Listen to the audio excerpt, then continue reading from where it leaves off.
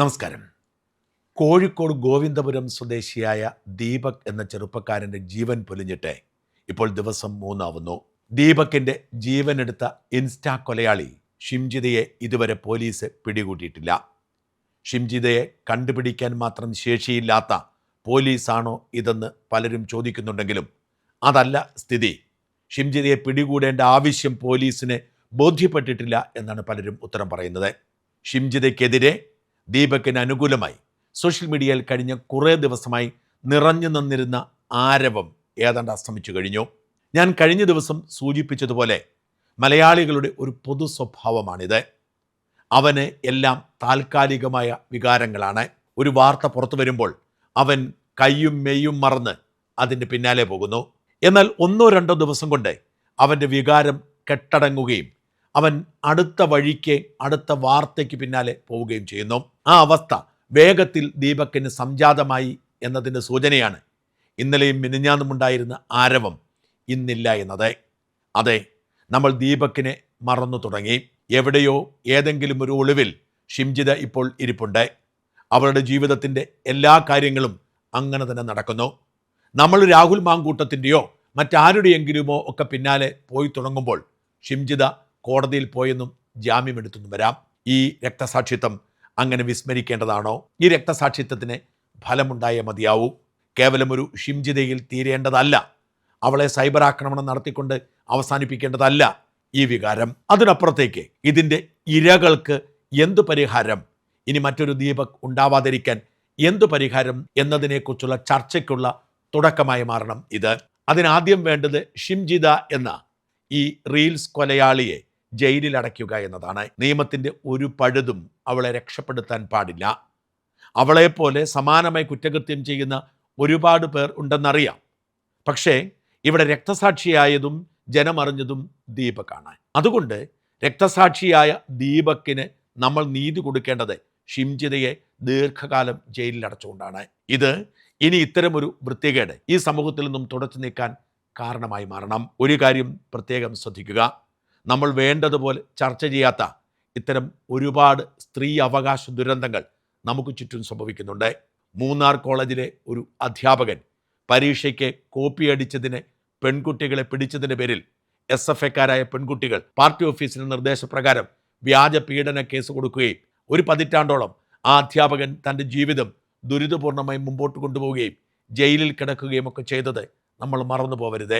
അത്തരം ഒരുപാട് ദുരന്തങ്ങളുടെ അന്ത്യം കുറിക്കാൻ ദീപകിൻ്റെ രക്തസാക്ഷിത്വം കാരണമാകണം. അരുൺ സോമനാഥ് ചോദിക്കുന്ന ചോദ്യങ്ങൾ പ്രസക്തമാണ്. ഈ കേസ് ഈ സ്ത്രീയുടെ അറസ്റ്റോടെ അവസാനിച്ചാൽ മതിയോ? മനുഷ്യരുടെ പ്രൈവസിയിന്മേൽ ഉള്ള കടന്നുകയറ്റങ്ങൾക്കെതിരെ ശാശ്വതമായ ഒരു നിയമനിർമ്മാണം വേണ്ടേ? വ്യക്തികൾ അവരുടെ പ്രൈവസിയിലേക്ക് തോണ്ടലും പിടുത്തവുമൊക്കെ കടന്നു കയറുന്നു എന്ന് സംശയമുള്ളവരുടെ വീഡിയോ എടുക്കുന്നത് നിയമപരമായ നടപടിക്കുള്ള തെളിവായിട്ടാകട്ടെ. അത് നിയമപാലകർക്ക് കൈമാറാൻ മാത്രം അനുവാദം നൽകുന്നതും സോഷ്യൽ മീഡിയയിലോ മറ്റോ ആരുടെയും അനുവാദം കൂടാതെ അപ്ലോഡ് ചെയ്യാൻ സമ്മതിക്കാത്തതുമായ തരത്തിൽ ഒരു നിയമനിർമ്മാണം സംഭവിക്കേണ്ടതില്ലേ?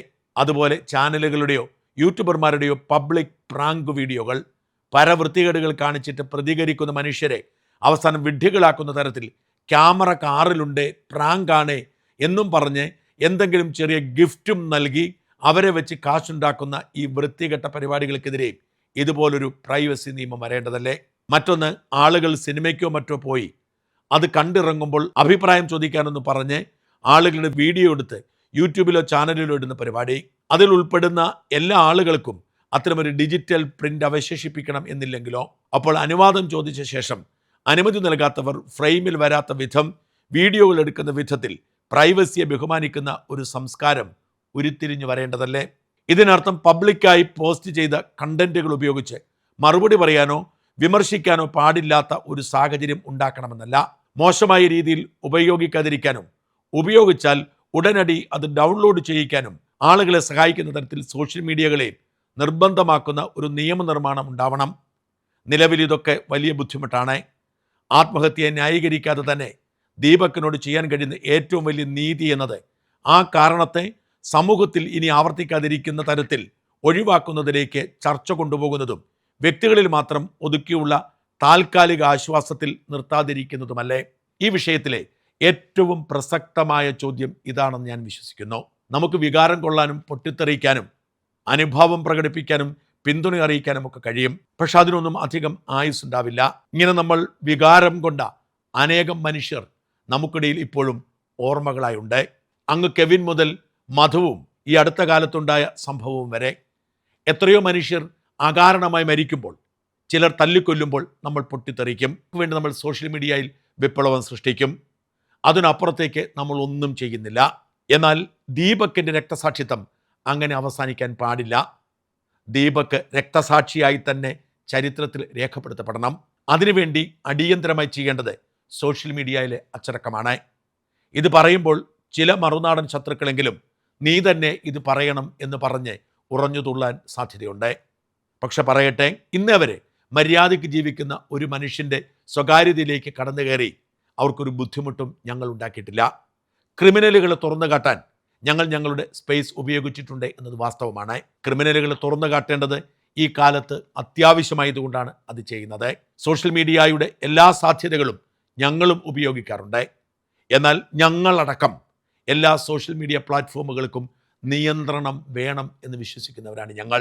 എന്തുകൊണ്ടാണ് നമ്മുടെ ചാനലുകൾ ഇങ്ങനെ ഉറഞ്ഞു തുള്ളുന്നത് എന്ന് ഓർക്കാറുണ്ടോ? വാസ്തവത്തിൽ ചാനലുകളിൽ ഭൂരിപക്ഷം പേർക്കും അങ്ങനെ അതിരുവിട്ടുള്ള വാർത്താവതരണത്തോട് താല്പര്യമുണ്ടായിട്ടല്ല. നേരെ മറിച്ച് 1-2 ചാനലുകൾ ഏത് വൃത്തികെട്ട വഴിയും തേടുമ്പോൾ ബാർക്ക് റേറ്റിംഗിൽ ക്ഷീണമുണ്ടാവുന്നത് കൊണ്ടാണ്. നിങ്ങൾ നോക്കുക, രാഹുൽ മാങ്കൂട്ടത്തിൽ വിഷയത്തിൽ ഏറ്റവും വൃത്തികെട്ട വഴികൾ തേടിപ്പോകുന്ന ഒരു ചാനൽ റിപ്പോർട്ടർ ചാനലാണ്. അതിൻ്റെ ഗുണം അവർ ഉണ്ടാക്കാറുണ്ട്. രാഹുൽ മാങ്കൂട്ടത്തിൽ വിഷയത്തിലാണ് അവർ ബാർക്ക് റേറ്റിംഗിൽ ഒന്നാമതെത്തിയത്. അതുകൊണ്ടാണ് കഴിഞ്ഞ ആഴ്ച രാഹുൽ മാങ്കൂട്ടത്തെ അറസ്റ്റ് ചെയ്തപ്പോൾ പതിവ് രീതി വിട്ട് ഏഷ്യാനെറ്റ് റിപ്പോർട്ടർ ചാനലിൻ്റെ അതേ വഴിയിൽ അതീവ വൈകാരിക വികാരത്തോടെ ചാടി ഇറങ്ങിയത്. ഏഷ്യാനെറ്റിന് താല്പര്യമുള്ളത് കൊണ്ടല്ല, റിപ്പോർട്ടർ ചാനൽ മുമ്പിൽ കയറുന്നത് തടയാൻ വേണ്ടിയാണ് അവർ ആ പരിശ്രമം നടത്തിയത്. അതിൻ്റെ ഫലമുണ്ടായി. ഇന്നലെ ഈ ആഴ്ചയിലെ റേറ്റിംഗ് പുറത്തു വന്നപ്പോൾ റിപ്പോർട്ടർ ചാനലിനെ 2ാം സ്ഥാനത്ത് തന്നെ തളച്ചിടാൻ ഏഷ്യാനെറ്റിന് കഴിഞ്ഞു. ഇത് തന്നെയാണ് സോഷ്യൽ മീഡിയയിലും സംഭവിക്കുന്നത്. യൂട്യൂബർമാരും ഇൻസ്റ്റഗ്രാം ആർട്ടിസ്റ്റുകളുമൊക്കെ വായിൽ തോന്നുന്നത് കോതയ്ക്ക് പാടി അഴിഞ്ഞാടുമ്പോൾ ഗൗരവത്തോടുകൂടി ഇതിനെ കാണുന്നവർക്കും ഒരു പരിധിവരെ വഴങ്ങേണ്ടി വരും. ഞങ്ങളുടെ പ്രതിനിധികളും സിനിമാ തിയേറ്ററുകൾക്ക് മുമ്പിൽ പോയി അഭിപ്രായം തേടാറുണ്ട്. എന്നാൽ ഇത്തരം കാര്യങ്ങളിൽ ഒരു നിയമമുണ്ടെങ്കിൽ, നിയന്ത്രണമുണ്ടെങ്കിൽ, അത് പാലിക്കുന്നവർക്കെതിരെ നടപടിയുണ്ടെങ്കിൽ തീർച്ചയായും അതിനെ സ്വാഗതം ചെയ്യുകയും സഹകരിക്കുകയും ചെയ്യാൻ ഞങ്ങൾ ഒരുക്കമാണ്. ഞങ്ങൾ ചെയ്യുന്ന എല്ലാ പ്രവൃത്തികളും നിയമപരമായിരിക്കണമെന്നും ധാർമ്മികമായിരിക്കണമെന്നും ഞങ്ങൾ ശ്രദ്ധിക്കാറുണ്ട്. പക്ഷെ പലപ്പോഴും മത്സരബുദ്ധിയുടെ ഭാഗമായി സ്വകാര്യതയിലേക്ക് ഒരു പരിധിവരെ കടന്നു കയറേണ്ടി വരാറുണ്ട്. അതുകൊണ്ടാണ് പറയുന്നത്, ഈ അരുൺ സോമനാഥ് പറഞ്ഞതുപോലെ അടിയന്തരമായി നിയമനിർമ്മാണം ഉണ്ടാവണം. സോഷ്യൽ മീഡിയയെ എങ്ങനെ കൈകാര്യം ചെയ്യണം എന്നതിനെക്കുറിച്ച് കൃത്യമായ ധാരണ ഉണ്ടാവണം. നമ്മുടെ നാട്ടിൽ ഇപ്പോഴുള്ള നിയമമനുസരിച്ച് ഒരാളെക്കുറിച്ച് എത്ര നുണകൾ പറഞ്ഞാലും എത്ര അപമാനിച്ചാലും നമ്മുടെ മുമ്പിലുള്ള ഏക വഴി ഡിഫേമേഷൻ കേസിന് പോവുകയാണ്. അല്ലെങ്കിൽ സ്ത്രീകളായിരിക്കണം. സ്ത്രീകളെ ലൈംഗികമായി അധിക്ഷേപിച്ചാൽ കേസെടുക്കാൻ വകുപ്പുണ്ട്. അത് പലരും ദുരുപയോഗിക്കുന്നു. അത്തരം കള്ളക്കേസുകൾ പോലീസ് തന്നെ എടുക്കുന്നു. രാഹുൽ മാങ്കൂട്ടത്തിനെതിരെ പരാതിപ്പെട്ട അതിജീവിതയെക്കുറിച്ച് ലൈംഗിക അധിക്ഷേപം നടത്തിയെന്ന് പറഞ്ഞ് രാഹുലിൻ്റെ സുഹൃത്ത് ഫെനി നൈനാനെതിരെ കേസെടുത്തത് അതിനൊരു ഉദാഹരണമാണ്. ഹൈക്കോടതി ചോദിച്ചു, ഇതിനെതിരെയാണോ കേസെന്ന്. അങ്ങനെ അനുവദിച്ചിരിക്കുന്ന നിയമത്തെ ദുരുപയോഗിക്കുന്നത് ആദ്യം തടയണം. രണ്ടാമത്, പുരുഷന്മാർക്കും ബാധകമായ തരത്തിൽ സോഷ്യൽ മീഡിയ ഉപയോഗത്തിന് നിയമം കൊണ്ടുവരണം. സോഷ്യൽ മീഡിയയിൽ മൂക്കുകയറിട്ട് കെട്ടിവലിക്കുകയല്ല ചെയ്യേണ്ടത്. ആളുകൾക്ക് ഉത്തമ ബോധ്യമുള്ള കാര്യങ്ങൾ പറയാൻ അനുവദിക്കണം. അത് ഭരണഘടന ഉറപ്പു നൽകിയിരിക്കുന്ന അവകാശമാണ്. എന്നാൽ ഒരാളെക്കുറിച്ച് പകയും വിദ്വേഷവും വൃത്തികേടും വർഗീയതയും പറയുന്നവർക്കെതിരെ കേസെടുക്കാൻ വകുപ്പില്ലെങ്കിൽ എന്തു ചെയ്യാൻ കഴിയും? നിരന്തരം ഇത്തരം സോഷ്യൽ മീഡിയ വിദ്വേഷ പ്രചരണത്തിന് ഇരയാകുന്നൊരു വ്യക്തിയാണ് ഞാൻ പണം വാങ്ങി വാർത്ത ചെയ്യുന്ന വ്യക്തിയാണ്. ഞാൻ വ്യക്തിഹത്യ ചെയ്ത് ജീവിക്കുന്ന വ്യക്തിയാണ്. ഞാൻ ആളുകളെ അപമാനിക്കാറുണ്ട്. ഞാൻ നുണ മാത്രമാണ് പറയുന്നത് എന്നൊക്കെ പറഞ്ഞ് നിരന്തരം എന്നെ അപമാനിക്കുന്ന ഒരുപാട് പേരുണ്ട്. പിണറായി വിജയൻ വെള്ളാപ്പള്ളി വിഷയം കത്തിപ്പടർന്നപ്പോൾ അത് ഉയർത്തിക്കൊണ്ടുവന്ന VD സതീശനെ അപമാനിക്കുന്നതിന് വേണ്ടി സതീശൻ്റെ ഇഫ്താർ വിരുന്നിൽ പങ്കെടുത്ത എൻ്റെ ദൃശ്യം വെച്ചുകൊണ്ട് നുണപ്രചരണം നടത്തുന്നുണ്ട്. ആ പ്രചരണം കേട്ടാൽ തോന്നും ഞാൻ ഇസ്ലാമിനെതിരാണെന്ന്. ഇന്നേ വരെ വർഗീയത പറയുകയോ ഇസ്ലാമിനെതിരെ ഒരു വാക്കുപോലും പറയുകയോ ചെയ്തിട്ടില്ലാത്ത ഞാൻ അങ്ങനെ ചെയ്യുന്നു എന്ന് പറയുന്നവർക്കെതിരെ നടപടിയെടുക്കാൻ എൻ്റെ മുമ്പിൽ ഡിഫമേഷൻ കേസല്ലാതെ മറ്റു വഴികളൊന്നുമില്ല. ഡിഫമേഷൻ കേസിന് പോവുക അത്ര എളുപ്പമുള്ള കാര്യമല്ല. അനേകം തവണ അതിന് പിന്നാലെ നടക്കണം. അനേകം വർഷങ്ങളെടുക്കും തീരുമാനമെടുക്കാൻ. പലർക്കെതിരെയും ഡിഫമേഷൻ കേസ് ഞാൻ കൊടുത്തിട്ട് മടുത്തിരിക്കുന്ന അനുഭവം കൊണ്ട് പറയുന്നതാണ്. അതുകൊണ്ടാണ് പറയുന്നത്, ഒരു വ്യക്തിയെ അധിക്ഷേപിക്കുന്ന തരത്തിൽ, അവൻ്റെ വിശ്വാസ്യത തകർക്കുന്ന തരത്തിൽ അതിനീചമായി ഇത്തരം പ്രചരണങ്ങൾക്കെതിരെ നടപടിയെടുക്കാൻ നിയമം വേണം. എന്നാൽ അത് ഡിഫമേഷൻ നിയമത്തെ മാറ്റിമറിച്ച് അഭിപ്രായ സ്വാതന്ത്ര്യത്തെ ഇല്ലാതാക്കുന്ന തരത്തിലാവാൻ പാടില്ല. ഇത്തരം നിയമം നിർമ്മിക്കുമ്പോൾ ഒരു കാര്യം പ്രത്യേകം ശ്രദ്ധിക്കണം. ഈ നിയമം ദുരുപയോഗിക്കുന്നവർക്കെതിരെയും ആ നിയമം ദുരുപയോഗിക്കുന്നതിന് കൂട്ടുനിൽക്കുന്ന പോലീസ് ഉദ്യോഗസ്ഥർക്കെതിരെയും കേസെടുക്കാൻ വകുപ്പ് വേണം. അല്ലെങ്കിൽ ഈ നിയമം ഇന്ന് സ്ത്രീകളുടെ പ്രത്യേക അവകാശങ്ങൾ ദുരുപയോഗിക്കുന്നത് പോലെ തന്നെ തെറ്റായി വ്യാഖ്യാനിക്കപ്പെടും, തെറ്റായി ഉപയോഗിക്കപ്പെടും. എന്തായാലും ദീപകിൻ്റെ രക്തസാക്ഷിത്വം നമ്മുടെ സമൂഹത്തിൽ ഒരു മാറ്റത്തിന് കാരണമാവട്ടെ. അഭിപ്രായ സ്വാതന്ത്ര്യത്തിന് കൂച്ചുവിലങ്ങ് ഇടാൻ അനുവദിക്കാതെ, എന്നാൽ എന്തുതരം നീചത്വം പറഞ്ഞാലും അതിനെതിരെ കേസെടുക്കാൻ പറ്റുന്ന സാഹചര്യം ഉണ്ടാവണം. ജാമ്യമുള്ള വകുപ്പ് ചുമത്താവൂ, ജാമ്യമില്ല വകുപ്പ് ചുമത്തരുത്. ജാമ്യമില്ല വകുപ്പ് ചുമത്തിയാൽ നിരപരാധികളെ ഈ നിയമത്തിൻ്റെ പേരിൽ വേട്ടയാടാൻ വീണ്ടും ഒരു വഴിയായി മാറും. എന്തായാലും ഇതൊരു മാറ്റത്തിന് കാരണമാകട്ടെ എന്ന് വിനീതമായി അഭ്യർത്ഥിക്കുന്നു.